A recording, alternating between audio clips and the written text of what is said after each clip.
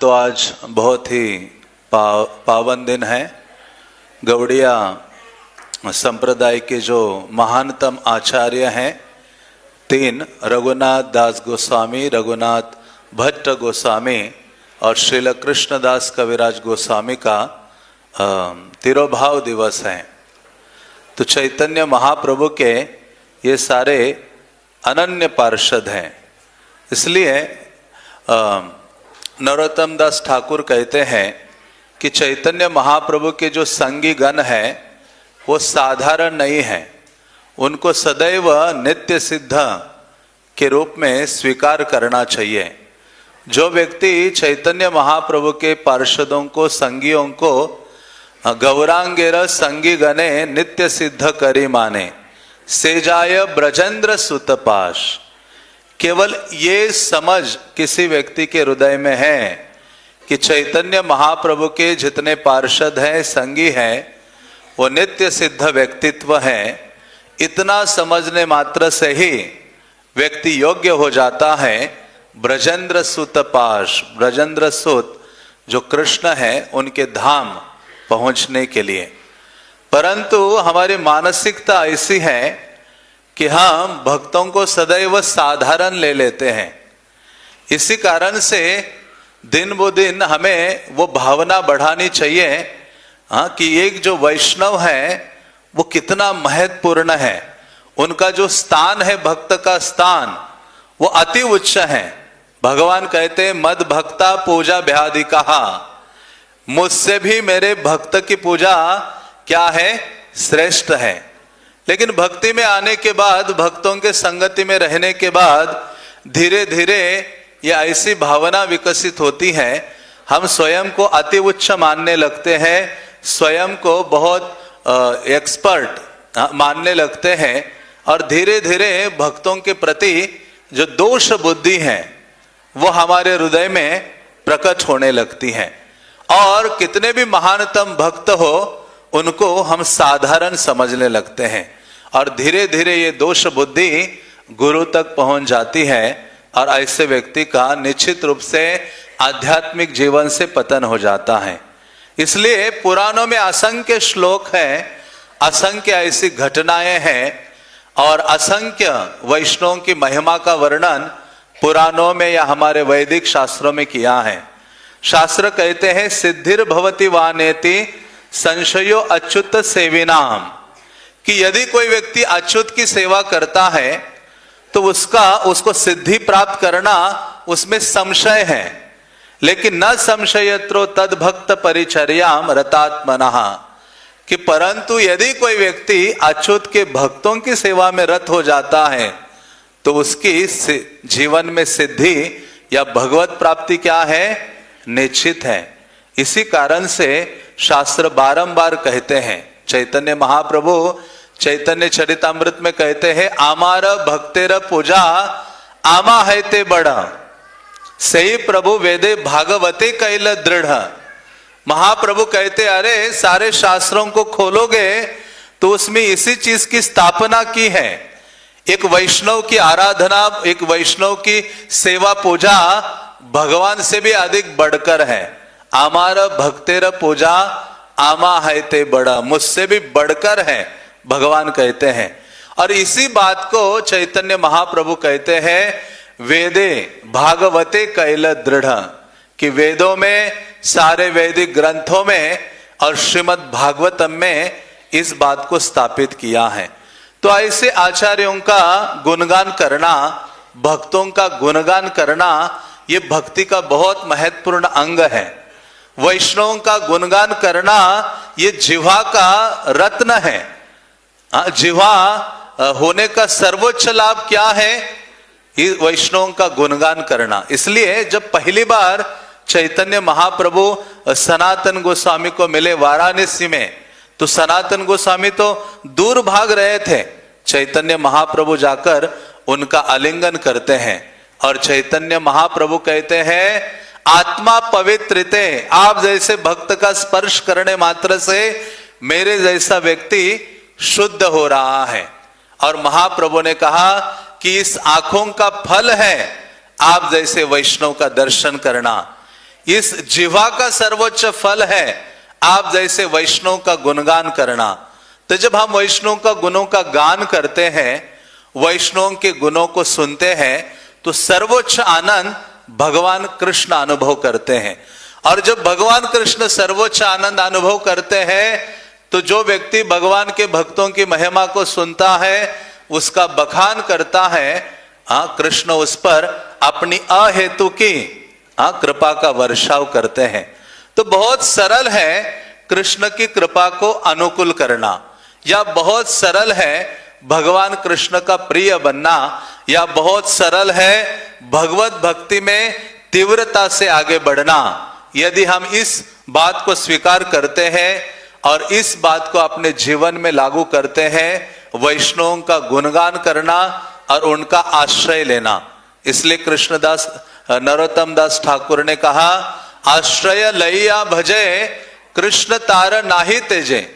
जो व्यक्ति वैष्णवों का आश्रय लेकर भगवत भक्ति का पालन करता है, कृष्ण उसको त्याग नहीं करते। बाकी सब मरे आकारण, बाकी जो अपने अहंकार वश भौतिक योग्यताओं के कारण भक्तों का आश्रय न लेकर भगवत भक्ति करने का प्रयास करते हैं, वो तो केवल मात्र दिखावा करते हैं। ऐसे व्यक्ति करोड़ों जन्म तक भी विभिन्न अंगों का पालन करेंगे तो भी उनके चित्त की शुद्धि नहीं होगी। क्योंकि भक्ति में जीवन में हम प्रवेश किए हैं, उसका उद्देश्य है चित्त को शुद्ध करना। तो यही भावना हमारी होनी चाहिए। भक्ति के अंगों का पालन करते हैं, सदैव ये भावना होनी चाहिए सर्वप्रथम कि मुझे ही शुद्ध होना है।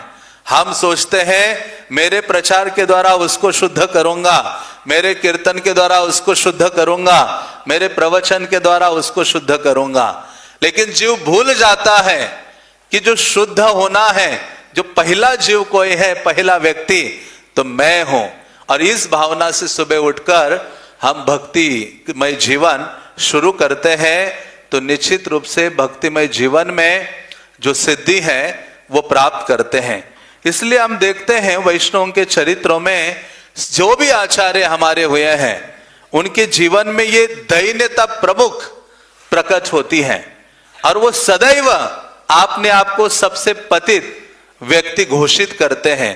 घोषित नहीं करते हैं, बल्कि उनके हृदय की वो स्थिति होती है। नरोत्तम दास ठाकुर ने कहा, मौसम पतित प्रभु ना पाई बेयार। हे महाप्रभु, मुझसे अधिक पतित इस त्रिभुवन में आपको कोई मिलेगा नहीं। और वही भावना सनातन गोस्वामी, रूप गोस्वामी, रघुनाथ दास गोस्वामी, सब आचार्य वही भावना व्यक्त करते हैं। और उसी भावना को हमें अपने जीवन में लाने का प्रयास करना चाहिए। तो ऐसे ये तीन महानतम आचार्य हैं जिनका आज तिरोभाव है। तो हम प्रयास करेंगे उनके बारे में संक्षिप्त में श्रवण करने का। एक है षड गोस्वामियों में महत्वपूर्ण प्रयोजन आचार्य रघुनाथ दास गोस्वामी, और दूसरे हैं रघुनाथ भट्ट गोस्वामी। भागवत का गुणगान करने का कार्य महाप्रभु ने उनके पास दिया था। और तीसरे आचार्य है श्रील कृष्णदास कविराज गोस्वामी। ये तीनों आचार्य विनम्रता के मूर्तिमान स्वरूप हैं। तो इन आचार्यों का वर्णन हमें चैतन्य चरितामृत आदि ग्रंथों में प्राप्त होता है। तो सर्वप्रथम हम रघुनाथ दास गोस्वामी की चर्चा करेंगे। तो रघुनाथ दास गोस्वामी ये विशेष स्थान रखते हैं चैतन्य लीला में। क्योंकि चैतन्य लीला का जो भी हम श्रवण कर रहे हैं, विशेष रूप से चैतन्य महाप्रभु की परवर्ती लीला, जगन्नाथपुरी की या सन्यास के उपरांत की जो लीलाएं हैं, वो प्रदान की है वास्तव में रघुनाथ दास गोस्वामी ने। क्योंकि रघुनाथ दास गोस्वामी ही जानते थे महाप्रभु के जगन्नाथपुरी की लीलाओं को। तो ऐसे रघुनाथ दास गोस्वामी का प्राकट्य 1494 में बंगाल का जो हुगली डिस्ट्रिक्ट है, वहां सप्तग्राम है, वहां उनका प्राकट्य हुआ था, जो सरस्वती नदी के तट पर है। सप्तग्राम का मतलब है कि वहां 7 गांव हैं। वासुदेवपुर, बांशबेड़िया, कृष्णपुर, नित्यानंदपुर, शिवपुर, शंखनगर और सप्तग्राम। तो ऐसे 7 गांव हैं, जिन 7 गांवों में महाप्रभु के बहुत महानतम भक्तों ने जन्म लिया था। हाँ, उनमें से एक नित्यानंद प्रभु के पार्षद उद्धरण दत्त भी थे। नित्यानंद प्रभु वहां गए थे, स्वर्ण वनिकों का नित्यानंद प्रभु ने वहां जाकर उद्धार किया था। तो ऐसे 7 गांव मिलकर सप्तग्राम है, और एक गांव भी है जिसका नाम सप्तग्राम है। पूर्व समय में वहां सप्त ऋषियों ने, या 7 महान मुनि थे, उन्होंने तपस्या आदि की थी। तो उसमें से एक गांव था, उसका नाम था कृष्णपुर। तो ऐसे कृष्णपुर में रघुनाथ दास गोस्वामी का प्राकट्य हुआ है। उनके जो पिता थे गोवर्धन मुजुमदार, और गोवर्धन मुजुमदार के भ्राता थे हिरण्य मुजुमदार। ये उन दिनों सबसे धनवान व्यक्तित्व थे, और उनकी आय थी 20 लाख रुपए उन दिनों, या सुवर्ण कॉइन भी कहा जाता है। तो इस प्रकार से सबसे धनाढ्य व्यक्तित्व पूरे बंगाल में इनको माना जाता था। ऐसे सर्वोच्च धनाढ्य परिवार में रघुनाथ दास गोस्वामी का जन्म हुआ था। इसलिए श्रीनिवास आचार्य कहते हैं मंडलपति। षड गोस्वामियों का वर्णन करते हैं तो कहते ये 6 गोस्वामी कोई साधारण नहीं है। ऐसे नहीं है कि उनको कुछ रहने के लिए नहीं था, खाने के लिए नहीं था, चलो हम गोस्वामी बनते हैं। वहां श्रीनिवास आचार्य कहते हैं त्यक्त्वा तूर्णम अशेष मंडलपति श्रेणीम सदा तुच्छवत, कि ये जो मंडलपति महान महान राजाओं के समान ये गोस्वामी थे।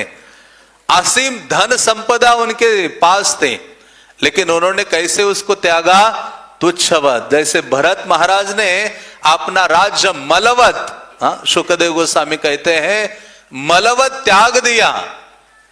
तो उसी प्रकार से इन गोस्वामियों ने भी चैतन्य महाप्रभु की सेवा के लिए सारे संसार के ऐश्वर्य को त्याग दिया।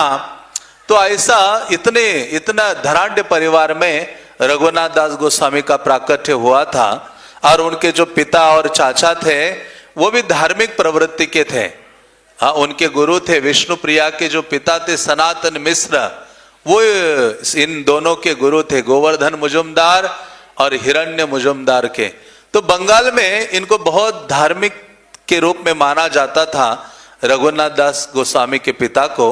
और सभी वैष्णवों की सेवा करने के लिए आगे रहते थे, ब्राह्मणों की सेवा करने के लिए आगे रहते थे। पूरे नवद्वीप के जो ब्राह्मण हैं उनका पालन पोषण ऐसे कहा जाता है ये रघुनाथ दास गोस्वामी के पिता के द्वारा ही होता था।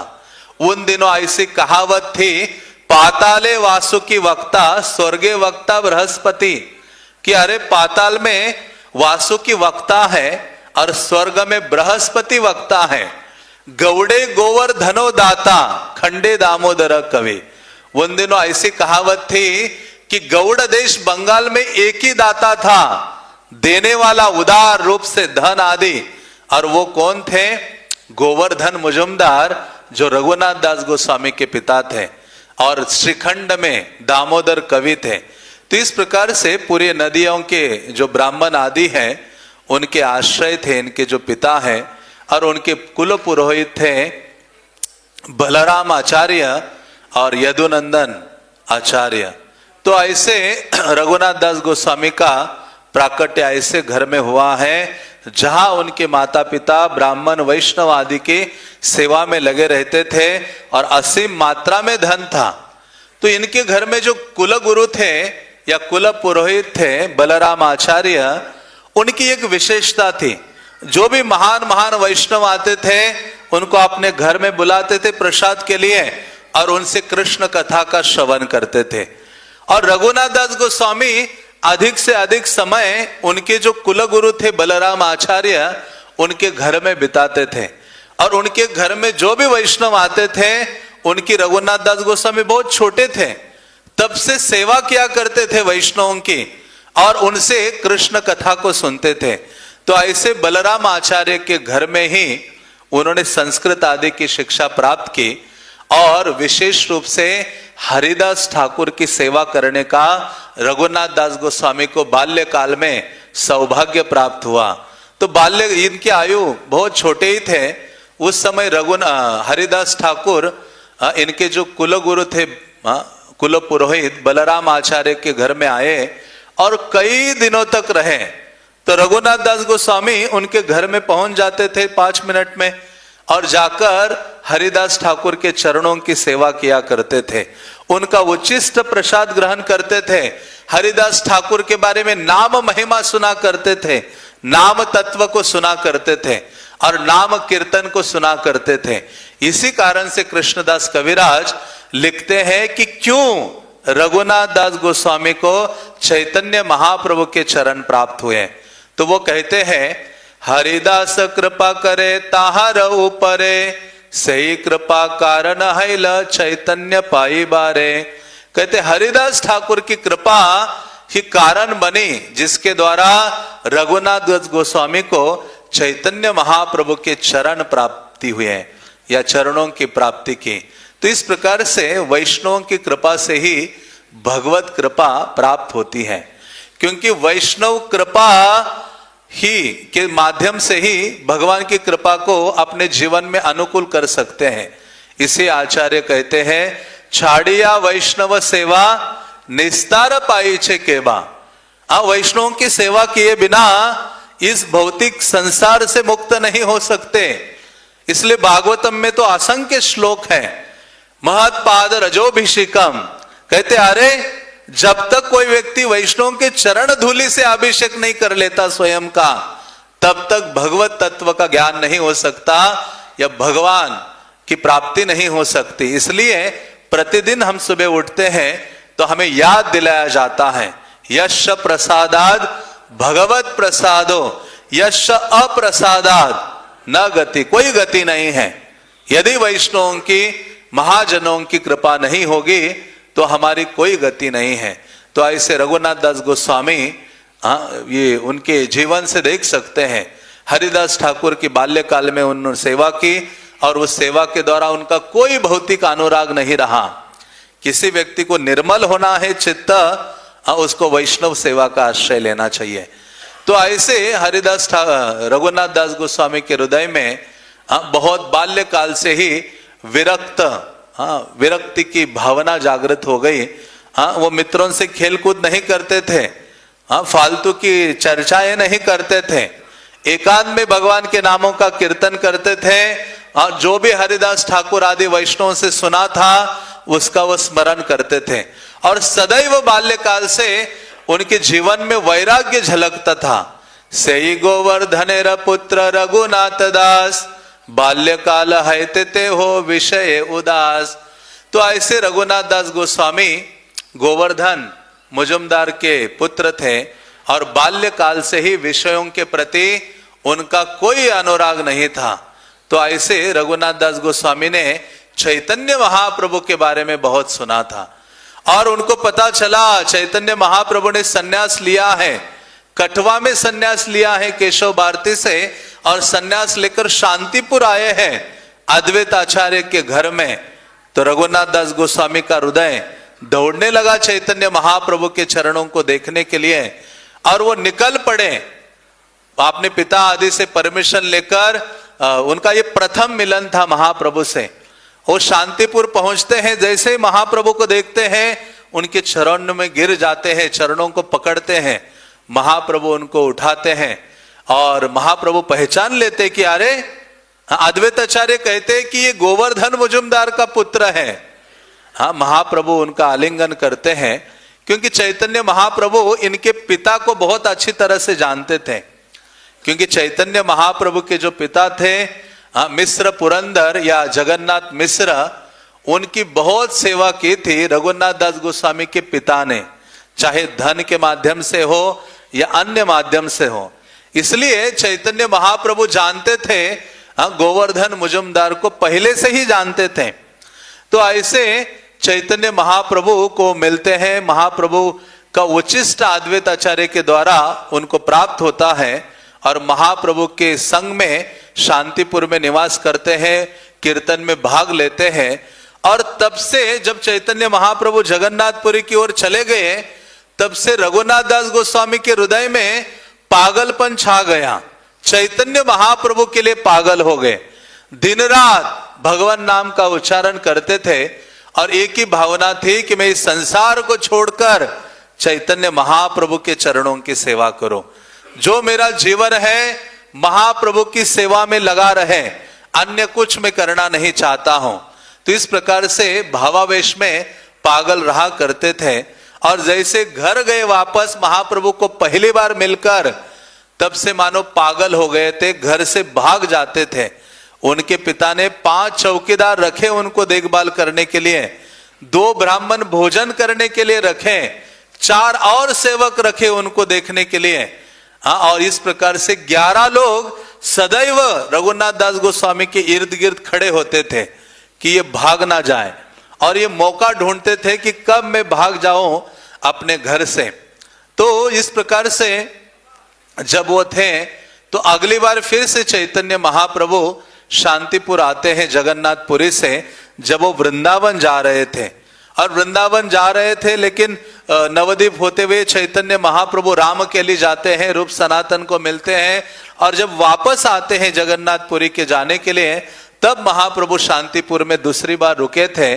तो रघुनाथ दास गोस्वामी ने अपने पिता के चरण पकड़े और उन्होंने कहा कि हे पिता, मुझे परमिशन दे दो, मैं चैतन्य महाप्रभु के चरणों का दर्शन करना चाहता हूं, महाप्रभु के सन्निकट जाना चाहता हूं। कहते अकेले नहीं जा सकते, तुम्हारे साथ मैं बॉडीगार्ड या सिक्योरिटी गार्ड भेजूंगा। तो सिक्योरिटी चौकीदार भेजे उनके साथ सिक्योरिटी गार्ड, और रघुनाथ दास गोस्वामी जाते हैं शांतिपुर में, और वहां चैतन्य महाप्रभु को मिलते हैं। और चैतन्य महाप्रभु को मिलते हैं तो उस समय इनके मन में ये बात चल रही थी कि मुझे भागना है, यहां से भागना है। चैतन्य महाप्रभु ने उनके मन को जब पढ़ा, मन की बात समझ गए चैतन्य महाप्रभु।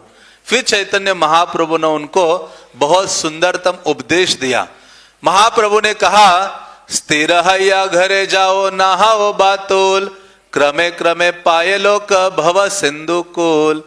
आप पागल मत हो, आप क्या करो, अभी घर चले जाओ, धीरे धीरे इस आध्यात्मिक जगत को तुम प्राप्त हो जाओगे, इस भव सागर को पार करोगे। मरकट वैराग्य ना कर लोक देखाया, यथा योग्य विषय भुंज अनासक्त हैया। चैतन्य महाप्रभु ने कहा, रघुनाथ, ये मरकट वैराग्य का प्रकाश मत करो, मरकट वैराग्य मत दिखाओ। यथा योग्य विषय भुंज अनासक्त हैया। तो मरकट वैराग्य वो है, बंदर इतना वैरागी होता है, कभी कपड़े नहीं पहनता और कभी घर नहीं बनाता, लेकिन प्रभुपाद कहते दिन में 100 बंदरियों से संग करता है और उनके संग में रहता है। प्रभुपाद तात्पर्य में लिखते हैं, मरकट वैराग्य का यह भी अर्थ है, हम मरकट वैराग्य को स्मशान वैराग्य भी कहा जाता है। जब व्यक्ति स्मशान में जाता है तो पूरा हृदय में वैराग्य का सुनामी आ जाता है, कहता है सब अशाश्वत है, सब चला जाएगा, मुझे भी मरना पड़ेगा, बहुत बहुत वैराग्य की भावना आती है। और जैसे ही स्मशान से पीठ करता है स्मशान की ओर, अपनी गाड़ी में किक लगा के निकलता है और मोबाइल हाथ में लेता है, वो कहता है ये सारा संसार मेरे भोग के लिए बनाया है। कोई वैराग्य की भावना नहीं रहती। लेकिन और रूप गोस्वामी कहते हैं, फल्गु वैराग्य का भी प्रदर्शन नहीं करना चाहिए। जो मायावादी है, हरि संबंधी वस्तु कि जो मायावादी है, हरि संबंध जिन वस्तुओं से है उनको भी त्याग देते हैं, भगवान को भी त्याग देते हैं, वो कहते हैं वो फल्गु वैराग्य है। चैतन्य महाप्रभु ने या हमारे आचार्य ने हमें युक्त वैराग्य प्रदान किया है। लेकिन युक्त वैराग्य भी जो मुक्त जीव है उनके लिए है, हमारे लिए तो वो नकल नहीं कर सकते हम युक्त वैराग्य की। तो चैतन्य महाप्रभु ने कहा, यथा योग्य विषय भुंज अनासक्त हैया, अनासक्त होकर रहो अपने घर में, अंतरे निष्ठा कर बाह्य लोक व्यवहार, लोगों के साथ साधारण व्यवहार करो। यह मत दिखाओ कि तुम एक महान भक्त हो या बहुत बड़े वैरागी हो। अचिरात कृष्ण तोमाय करीबे उद्धार। महाप्रभु ने कहा, जब आंतरिक रूप से कृष्ण की सेवा के प्रति निष्ठावान रहोगे और लोगों के साथ साधारण व्यवहार प्रकट करोगे तो निश्चित रूप से कृष्ण क्या करेंगे, तुम्हारा उद्धार करेंगे। हाँ, तो चैतन्य महाप्रभु ने कहा ऐसे ही बने रहो घर में, और एक दिन जगन्नाथपुरी आ जाना मेरे पास, और एक दिन ऐसा आएगा कि तुम्हें कृष्ण एक युक्ति प्रदान करेंगे, जिसके द्वारा तुम अपने घर से भागने के लिए सफल हो जाओगे, और कृष्ण की कृपा होगी तभी तुम घर से भाग सकोगे। तो चैतन्य महाप्रभु के आदेशों का पालन करके रघुनाथ दास गोस्वामी अपने घर में ही रहते हैं। लगभग 1 साल ऐसा रहते हैं मानो विषयों में लगे हुए हैं। उनके माता पिता बड़े खुश होते, बेटा अभी ठिकाने पर आ गया है, ठीक हो गया है। लेकिन फिर भी 1 साल के बाद फिर से वो भूत सवार हो गया। चैतन्य महाप्रभु रूपी जो भूत किसके सर के ऊपर बैठ जाता है तो वो घर में फिर से रह नहीं सकता। तो उनकी मां ने कहा ये भागता रहता है, इसको रस्सी से बांध दो। उनके पिता कहते हैं देखो, इंद्र सम ऐश्वर्य श्री अप्सरा सम, ये सब बांधिते नारी लेक जारमान। वो कहते हैं इस संसार में एक पुरुष को स्त्री बांध देती है। साधारणतः कोई युवा व्यक्ति घर में कुछ काम नहीं करता या थोड़ा चंचल भावना का रहता है तो रिश्तेदार और सब कहते इसकी शादी कर दो, शादी करने से अपने आप रास्ते पे आ जाएगा। तो उनके पिता कहते हैं इसको चैन से रस्सी से बांधने की बात कर रही हो। इंद्र सम ऐश्वर्य, इस संसार में व्यक्ति ऐश्वर्य से बनता है, और जब ऐश्वर्य आता है तो स्वाभाविक भोगने की भावना भी आ जाती है। तो कहते हैं इंद्र के समान इसके पास ऐश्वर्य है, श्री अप्सरा सम, इसकी जो श्री है वो कैसी है, अप्सरा के समान सुंदर है। फिर भी इसके मन को ये दोनों चीजें बांधने के लिए सक्षम नहीं है या सामर्थ्यवान नहीं है।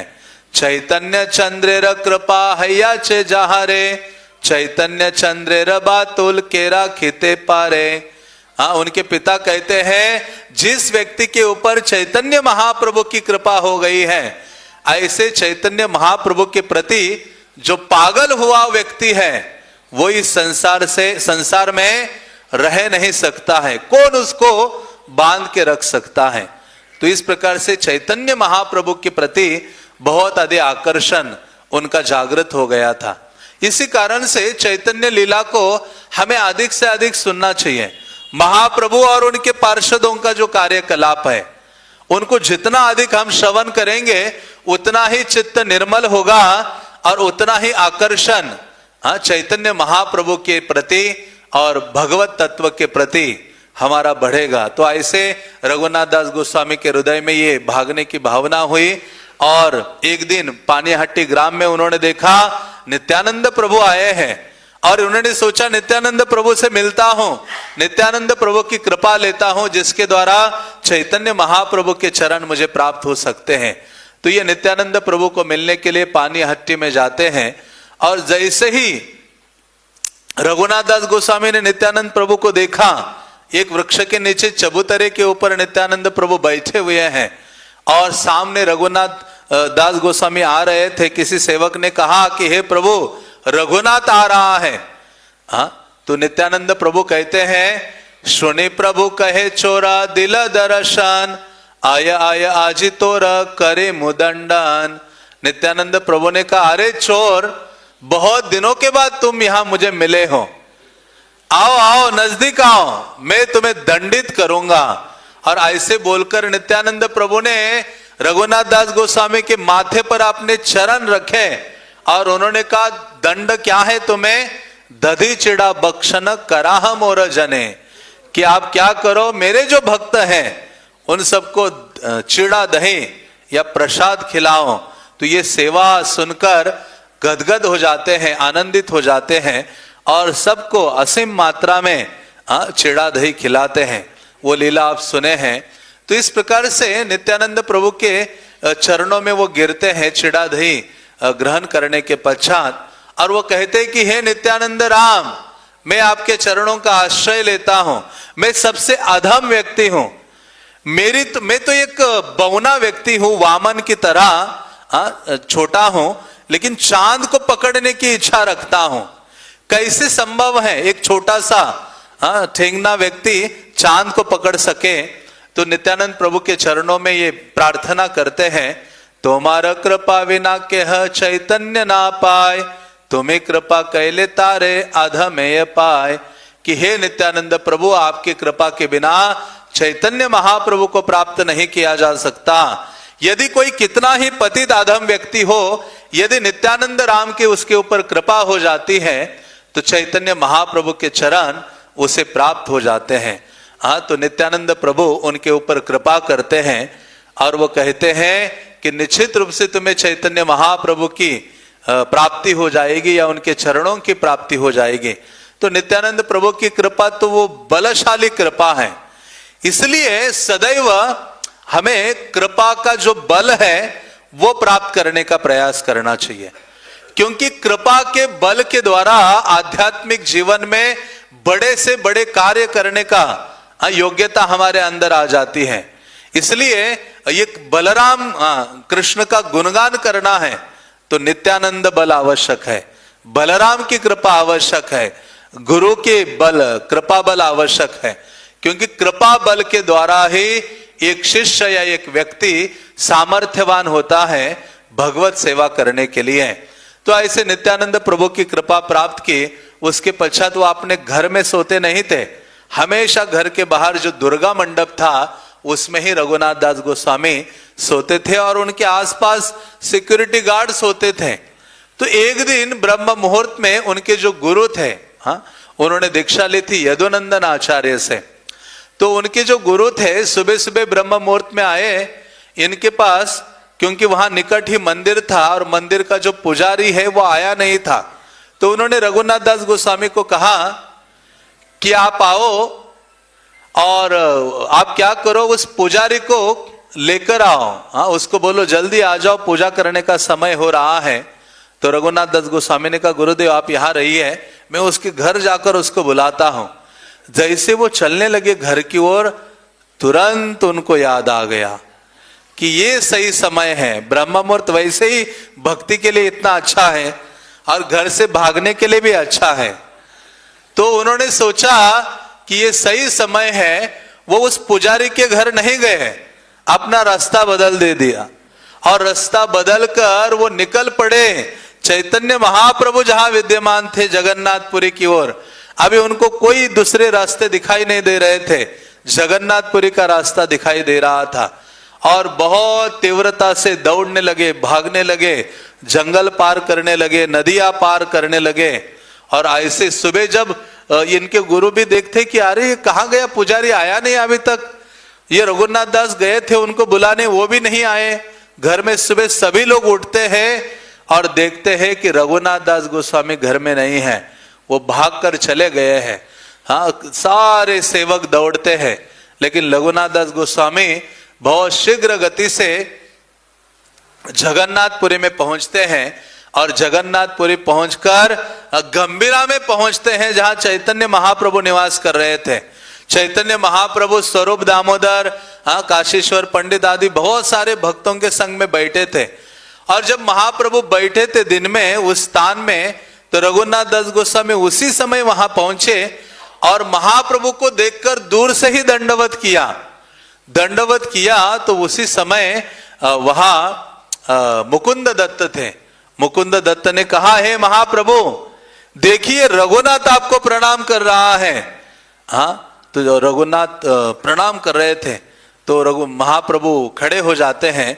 रघुनाथ दास गोस्वामी नजदीक जाकर महाप्रभु के चरणों को पकड़ते हैं, महाप्रभु उनको खड़ा करते हैं और रघुनाथ दास का आलिंगन करते हैं। रघुनाथ दास को कहते हैं, विषय विष्टा गर्त से तुम्हें कृष्ण ने बाहर निकाला है। विषय विष्टा गर्त का अर्थ है जैसे एक छेद होता है जिसमें लोग मल त्यागते हैं पूर्व काल में। जैसे हम सुबह मल त्यागते हैं, टॉयलेट मीन्स क्या है, एक छेद ही है जिसमें सब मल त्यागते हैं, नीचे गड्ढा है और उस गड्ढे में कई सारे कीड़े हैं। कहते हैं रघुनाथ ऐसे स्थान में तुम पड़े थे जहां से तुम्हें कृष्ण के कृपा बल ने उठा के बाहर निकाला है।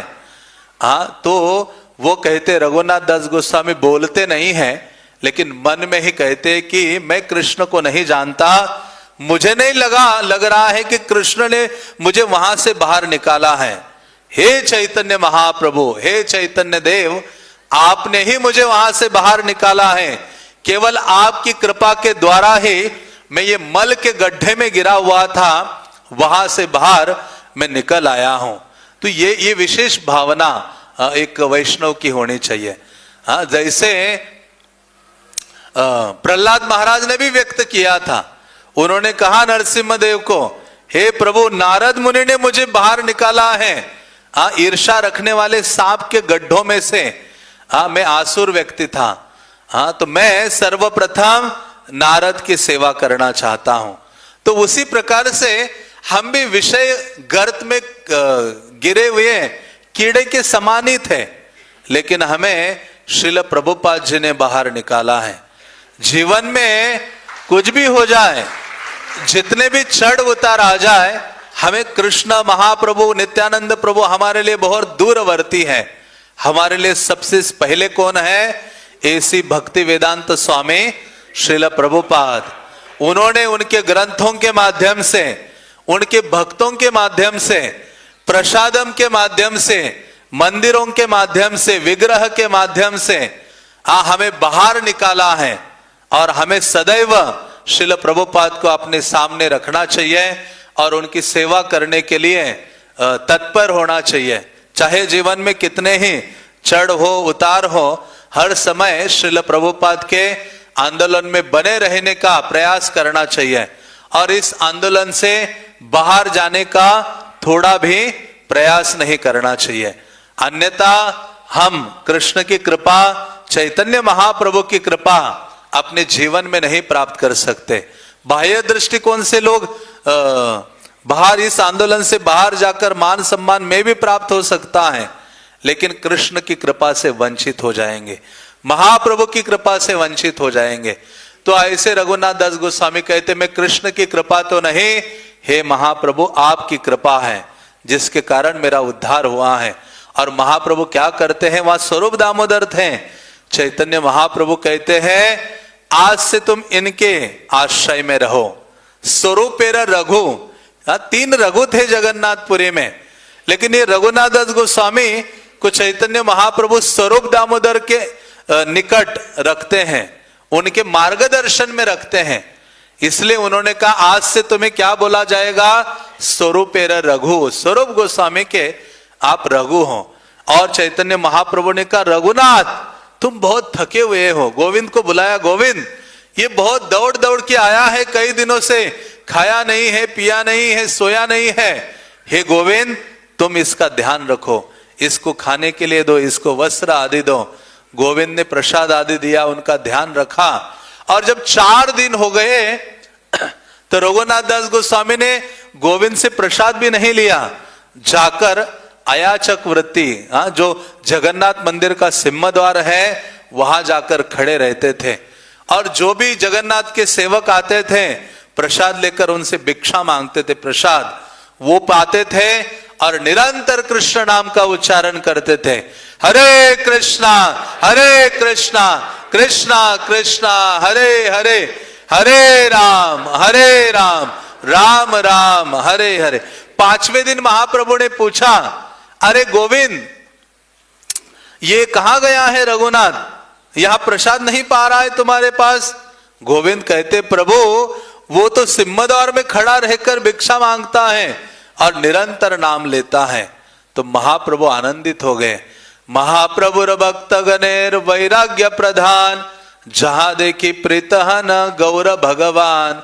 चैतन्य महाप्रभु उनका ये विरक्त स्वभाव या जीवन देखकर बहुत प्रभावित हो गए। महाप्रभु प्रीति प्रस्तुत करते हैं जब ऐसा वैराग्य देखते हैं। चैतन्य महाप्रभु आनंदित हुए जब ये भिक्षा मांगकर खा रहे थे। चैतन्य महाप्रभु ने कहा, यही भाव एक विरक्त व्यक्ति का होना चाहिए। वैरागी करे वे सदा नाम संकीर्तन, मागिया खाइया करे जीवन रक्षण। एक वैरागी व्यक्ति को मांग कर खाना चाहिए और सदैव नाम संकीर्तन करना चाहिए। वैरागी है या जेबा करे परापेक्षा, कार्य सिद्धि नहीं कृष्ण करे न उपेक्षा। विरक्त होकर दूसरों पर निर्भर रहता है कि हाँ ये मुझे सुविधा देगा, वो मुझे धन देगा, तो उचित नहीं है। ऐसा व्यक्ति अपने आध्यात्मिक जीवन में सफल नहीं होगा और कृष्ण भी उसकी उपेक्षा करेंगे। वैरागी हैया करे जिह्वार लालस, परमार्थ जाय आर हय रसे रवश। महाप्रभु ने कहा गोविंद को कि ऐसा वैरागी होकर अच्छा अच्छे भोजन के लिए वो लालायित रहता है, तो उससे क्या होगा, उसका परमार्थ का विनाश हो जाएगा और वो रसना के वश हो जाएगा। वैरागी कृत्य सदा नाम संकीर्तन। महाप्रभु ने कहा वैरागी का पहला कर्तव्य है, उसने प्राथमिकता देनी चाहिए भगवान के नामों का उच्चारण करने के लिए। तो इस प्रकार से चैतन्य महाप्रभु ने जब इनका वैराग्य देखा तो बहुत सारा सुंदरतम उपदेश गंभीरा में सभी भक्तों के सामने प्रस्तुत किया। और एक दिन चैतन्य महाप्रभु के पास रघुनाथ दास गोस्वामी आते हैं। वो कहते महाप्रभु मुझे उपदेश दे दो। कहते मैं ज्यादा जानता नहीं हूं, मुझसे ज्यादा ये स्वरूप दामोदर जानता है। हाँ तुम स्वरूप दामोदर से उपदेश ग्रहण करो। हाँ तो ऐसे चैतन्य महाप्रभु विनम्रता प्रदर्शित करते हैं और सदैव रघुनाथ दास गोस्वामी स्वरूप दामोदर की आज्ञा का पालन करते थे, उनसे शिक्षा आदि स्वीकार करते थे। तो एक बार रघुनाथ दास गोस्वामी के पिता ने कुछ धन भेजा, जगन्नाथपुरी में सेवक भेजे। वो धन जब आया तो रघुनाथ दास गोस्वामी ने एक स्थान ले लिया जहां रहने लगे और वहां भोजन बनाने लगे और सन्यासियों को आमंत्रित करते थे, महाप्रभु को आमंत्रित करते थे। महाप्रभु आकर प्रतिदिन भोजन करते थे। तो कुछ दिन हो गए और इन्होंने महाप्रभु को आमंत्रित नहीं किया। चैतन्य महाप्रभु ने स्वरूप दामोदर को पूछा कि अरे रघुनाथ दास गोस्वामी आजकल मुझे आमंत्रित नहीं कर रहा है अपने घर में, वहां पुरी में प्रसाद के लिए। तो स्वरूप दामोदर कहते हैं कि रघुनाथ दास आजकल सोच रहा है कि ये जो धन मेरे पिता से आ रहा है वो विषयी व्यक्ति का धन है और ऐसे विषयी व्यक्ति, भौतिकतावादी व्यक्ति का धन के द्वारा मैं ये सेवा करूंगा या भोजन ग्रहण करूंगा तो उससे क्या होगा, मन मलिन हो जाएगा। और जब ये बात महाप्रभु ने सुनी तो महाप्रभु आनंदित हुए। महाप्रभु ने कहा विषयरा अन्न खाइले मलिन है मन, मलिन मन हाइले न है कृष्ण रस्मरण। महाप्रभु ने कहा विषय व्यक्ति का अन्न जब व्यक्ति खाता है तो उसका मन दूषित हो जाता है और दूषित या मलिन मन से कृष्ण का स्मरण नहीं होता है और वो सब छोड़कर फिर से ये सिंहद्वार में खड़े रहने लगे, फिर से भिक्षा याचना करने लगे। कुछ दिन बाद महाप्रभु ने देखा वो सिंहद्वार में भी खड़ा नहीं है। फिर पूछा वो कहाँ है। हाँ तो उनको पता चला महाप्रभु को कि ये रघुनाथ दास गोस्वामी क्या करता है, जगन्नाथ का प्रसाद जो बचता है वो फेंका जाता है। हाँ जिसकी दुर्गंध आती है, गाय भी उसको नहीं खाती। वो प्रसाद लेकर रघुनाथ दास गोस्वामी धोते थे उन चावलों को, उसको सुखाते थे और उसी को ही खाते थे और सदैव नाम स्मरण करते थे। जब महाप्रभु को ये पता चला, महाप्रभु गदगद हो गए। महाप्रभु ने कहा, एक दिन महाप्रभु उनकी कुटिया में गए, कहा हे रघुनाथ अकेले अकेले इतना मूल्यवान प्रसाद ग्रहण कर रहे हो, इतना अच्छा प्रसाद खा रहे हो, मुझे दिए बिना, मुझे आमंत्रित किए बिना। तो रघुनाथ दास गोस्वामी के पास महाप्रभु जाते हैं और ये जो प्रसाद वो सुखाकर खाते थे दुर्गंध युक्त, महाप्रभु अपना हाथ डालते हैं और उसको खाते हैं और खाना चाह रहे थे। स्वरूप दामोदर उनका हाथ पकड़ते हैं। तो इस प्रकार से महाप्रभु कहते हैं हाँ ये जो रघुनाथ दास गोस्वामी है उनका वैराग्य प्रधान, हाँ वो शिरोमणि है और भजन तो भजन में सर्वोच्च थे रघुनाथ दास गोस्वामी। एक दिन रघुनाथ दास गोस्वामी को महाप्रभु ने अपने निकट बुलाया और महाप्रभु ने गोवर्धन शिला उनको दी और गुंजामाला उन्होंने दी। रघुनाथ दास गोस्वामी को कहा यही कृष्ण कलेवर, हाँ, कि सात्विक पूजन करो इनका, गोवर्धन शिला का सात्विक पूजन करोगे रघुनाथ तुम्हें कृष्ण की प्राप्ति हो जाएगी। हाँ, तो सात्विक रूप से वो पूजन करते थे उस गोवर्धन शिला का। गोवर्धन शिला जब प्राप्त हुई, रघुनाथ दास गोस्वामी सोचने लगे महाप्रभु ने मुझे गोवर्धन को समर्पित कर दिया है और गुंजामाला देकर मुझे राधा रानी के चरणों में समर्पित किया है। तो ऐसे रघुनाथ दास गोस्वामी वहां रहे और उनका बहुत वर्णन आता है उनके भजन साधन का। हाँ, कहते हैं कि उन्होंने कभी भी अपनी जीवा से कुछ किसी का निंदा आदि नहीं किया, सदैव वैष्णव का गुणगान करते थे। और जब चैतन्य महाप्रभु अप्रकट हो गए, स्वरूप दामोदर अप्रकट हो गए, गदाधर पंडित अप्रकट हो गए, तो वो स्वयं बहुत व्याकुल हो गए। इतना विरह उनके हृदय में प्रकट हो गया, उन्होंने सोचा मुझे अभी वृंदावन जाना चाहिए, अब वृंदावन जाकर गोवर्धन के ऊपर चढ़कर अपने शरीर त्यागना चाहिए। तो वो यहां आ जाते वृंदावन और रूप सनातन को मिलते हैं।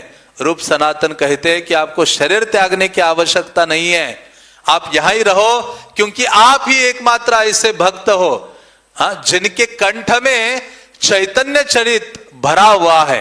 हाँ, महाप्रभु की जगन्नाथपुरी की लीलाएं, सन्यास की उपरांत की लीलाएं। तो उन्होंने रूप सनातन ने कहा आप राधा कुंड में निवास करो और वहां रहकर महाप्रभु का गुणगान करो, वहां रहकर भजन करो।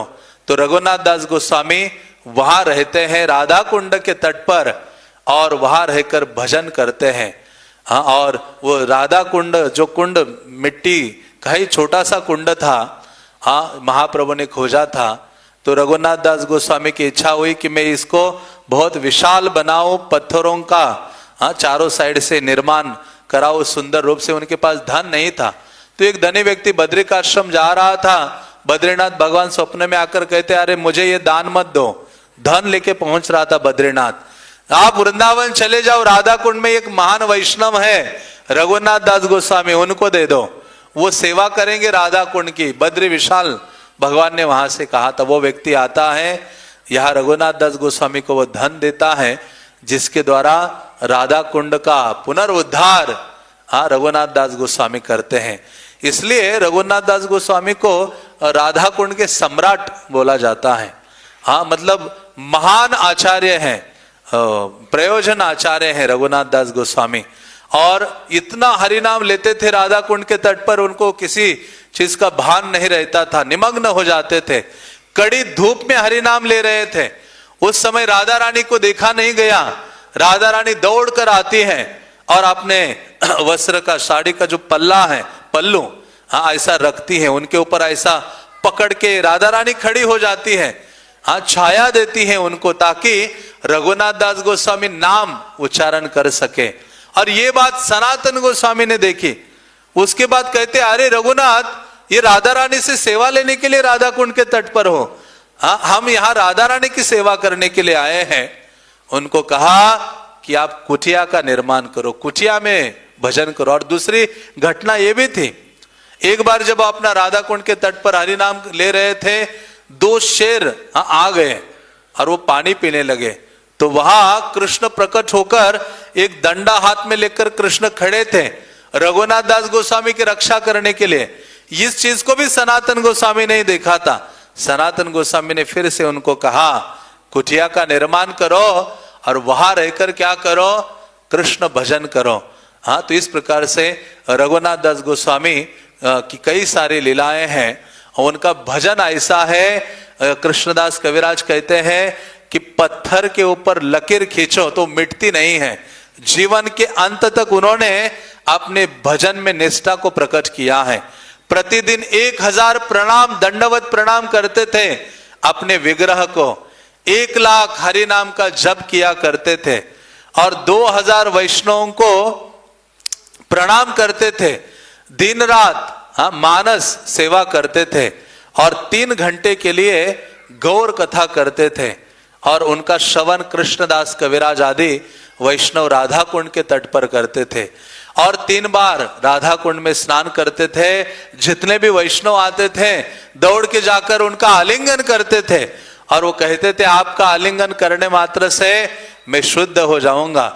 जब उनकी बहुत आयु हुई, मतलब केवल 22.5 घंटे वो लगे रहते थे भगवत भक्ति के कार्यों में। जब उनकी आयु हुई, उनको दंडवत करना भारी हो गया, तो भी भक्तों को कहा, हाँ मैं ये सेवा अपने जीवन के अंत तक निभाना चाहता हूं। जब वो दंडवत करते थे, उठने की शक्ति नहीं होती थी। 2 भक्त आकर उनको कहते मुझे आप उठाओ। 2 भक्त उठा के खड़े करते थे, फिर वो दंडवत लगाते थे। ऐसी निष्ठा रघुनाथ दास गोस्वामी की थी, इसलिए वो प्रयोजन तत्व के आचार्य हैं। हाँ, ऐसे रघुनाथ दास गोस्वामी विशेष आचार्य हैं। श्रीमती राधा रानी के प्रति हाँ उनकी जो सेवा की भावना है, सेवा निष्ठा है, वो सर्वोच्च है। ऐसे रघुनाथ दास गोस्वामी ने देखा रूप सनातन प्रकट हुए हैं, तो इनके हृदय में बहुत विरह की भावना जागृत हो गई, और उस विरह दशा में के कारण ही राधा कुंड के तट पर ही अपना देह त्याग करते हैं और राधा कृष्ण की लीलाओं को प्राप्त करते हैं। राधा कुंड के तट पर आप जाओ तो वहां रघुनाथ दास गोस्वामी का क्या है, समाधि है। हाँ, तो इस प्रकार से रघुनाथ दास गोस्वामी का वर्णन चैतन्य चरितामृत आदि में बहुत विस्तार से प्राप्त होता है, जो हमें पढ़ना चाहिए। श्रील प्रभुपाद ने बहुत सुंदरतम तात्पर्य भी दिया है। और दूसरे आचार्य थे रघुनाथ भट्ट गोस्वामी, ये राग मंजरी थे, तपन मिश्र के पुत्र थे। चैतन्य महाप्रभु जब तपन मिश्र पूर्व बंगाल में थे, उस समय चैतन्य महाप्रभु निमाई के रूप में थे। तपन मिश्र एक ब्राह्मण थे बड़े, उनको इस बात का ज्ञान नहीं था कि साधन क्या है और साध्य क्या है, जीवन का क्या लक्ष्य है, उसको कैसे प्राप्त करना चाहिए। तो एक बार एक देवता उनके स्वप्न में आकर कहता है कि निमाई नजदीक ही आपके गांव में आए हैं, जाकर उनको मिलो, वो बताएंगे साध्य साधन क्या है। तो वो निमाई पंडित को मिलते हैं। उस समय महाप्रभु विद्याविलास लीला कर रहे थे। तो निमाई उनको कहते हैं कि साध्य साधन को प्राप्त करोगे नाम संकीर्तन के द्वारा। हाँ, और क्या करो, उनको कहते सदैव नाम लेते रहो और जाकर वाराणसी में रहो, मैं आगे चलकर तुम्हें वाराणसी में मिलूंगा। हाँ, तो ये तपन मिश्र चले जाते हैं। तपन मिश्र जब वाराणसी आते हैं अपने पत्नी के साथ, तो 2 साल के बाद उनको एक पुत्र प्राप्त होता है, और जिसका नाम उन्होंने रखा था रघुनाथ भट्ट गोस्वामी। उसके 10 साल के बाद चैतन्य महाप्रभु जब वृंदावन के लिए आ रहे थे, तो बीच में जब वाराणसी आए, वहां सनातन गोस्वामी को मिले। वाराणसी आए, महाप्रभु मणिकर्णिका घाट में स्नान कर रहे थे। स्नान करते करते उसी घाट में ही तपन मिश्र भी स्नान कर रहे थे, और उन्होंने एक दूसरे को देखा, आश्चर्यचकित हो गए। तपन मिश्र ने कहा, हाँ मेरा सौभाग्य जागृत हो गया है। महाप्रभु के चरण पकड़े का घर चलिए, और अपना वस्त्र निकाल के ऐसे घुमाने लगे। आनंदित हो गए तपन मिश्र कि हाँ महाप्रभु मुझे प्राप्त हुए हैं। तो महाप्रभु को घर में ले जाते हैं, उनके चरण सेवा करते हैं। तब रघुनाथ भट्ट गोस्वामी को महाप्रभु के चरणों की सेवा, उच्छिष्ट ग्रहण करने की सेवा प्राप्त हुए थे, और जिसके कारण महाप्रभु ने जब वृंदावन आए, महाप्रभु वापस गए, फिर से उनके घर में रहे। तब रघुनाथ को कहा, 10 साल के थे, कहा तुम आ जाओ मुझे मिलने, जब बड़े हो जाओगे तो जगन्नाथपुरी आओ। तो जगन्नाथपुरी जब ये रघुनाथ भट्ट गोस्वामी गए पहली बार, तो चैतन्य महाप्रभु के पास 8 महीने के लिए रहे। महाप्रभु के लिए बहुत सारे व्यंजन बना बना के खिलाते थे, बहुत अच्छे कुक थे। तब महाप्रभु ने कहा, विवाह मत करना, किसी वैष्णव का आश्रय लेकर भागवतम को पढ़ो दिन रात, और अपनी माता पिता की सेवा करो, वो महानतम वैष्णव है। तो ऐसे रघुनाथ भट्ट गोस्वामी अपने घर आते वाराणसी वापस, और वहां माता पिता की सेवा करते, भागवत का बहुत अच्छा अध्ययन करते हैं।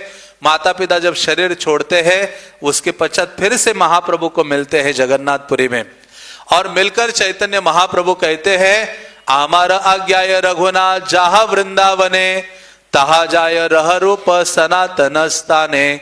मेरी आज्ञा से वृंदावन जाओ हे रघुनाथ भट्ट, और वहां रूप सनातन के निकट रहो। भागवत पढ़ सदा लह कृष्ण नाम, आचिरे करीबे न कृपा कृष्ण भगवान। वहां जाकर केवल भागवत का अध्ययन करो, केवल भागवत का आश्रय लेने से कृष्ण कृपा प्रदान करेंगे। तो ये ऐसे आचार्य थे षड गोस्वामियों में, उन्होंने भागवतम का आश्रय लिया और कई मधुरतम स्वरों में भागवत का गान करते थे। राधा दामोदर मंदिर में सारे गोस्वामी एकत्रित होकर इनसे भागवतम सुना करते थे। और इन्हीं के शिष्य थे राजा मान सिंह, जिनके द्वारा उन्होंने गोविंद देव का मंदिर निर्माण किया था। तो ऐसे रघुनाथ भट्ट गोस्वामी राधा गोविंद की सेवा किया करते थे। उनके लिए बहुत सुवर्ण अलंकार आदि अपने हाथों से बनाकर अर्पित करते थे। उनकी भी बहुत महिमा ग्रंथों में प्राप्त होती है। और उनकी विशेषता थी, किसी भक्त में दोष भी हो तभी वो दोष नहीं देखते थे, उसकी कभी निंदा नहीं करते थे, गुणगान ही करते थे, कहते थे किसी ना किसी प्रकार से कृष्ण की सेवा में लगा है। तो ऐसे विशेष आचार्य थे रघुनाथ भट्ट गोस्वामी। और कृष्णदास कविराज गोस्वामी तो विशेष है, विनम्रता के मूर्तिमान स्वरूप हैं। नित्यानंद प्रभु की कृपा से ही वो यहाँ वृंदावन आते हैं।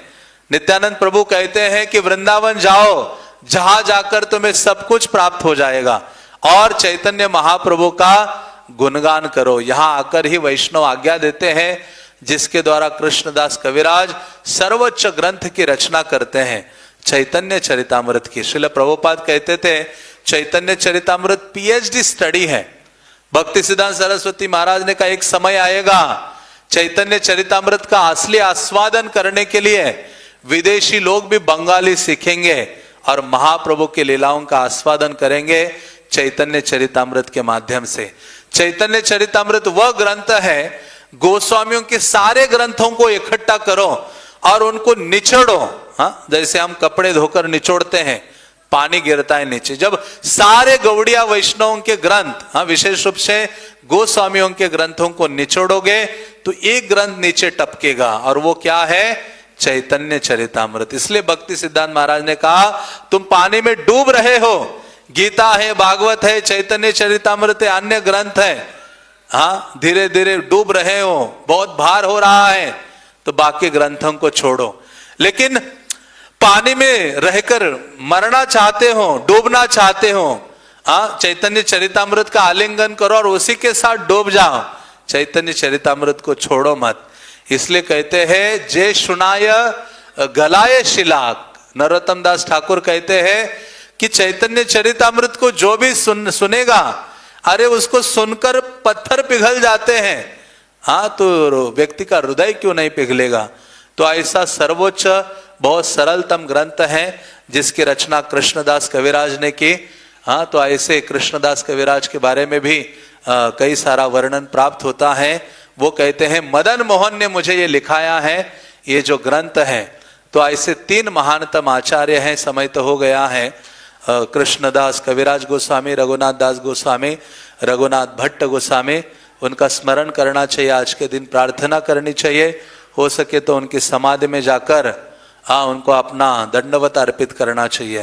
कृष्णदास कविराज का समाधि तो राधा दामोदर मंदिर में ही है। हरे कृष्णा कृष्णा कृष्णा हरे हरे, हरे राम राम राम हरे हरे।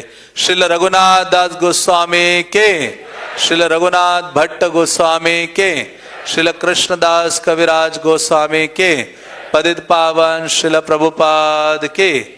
निताई गौर प्रेमानंद।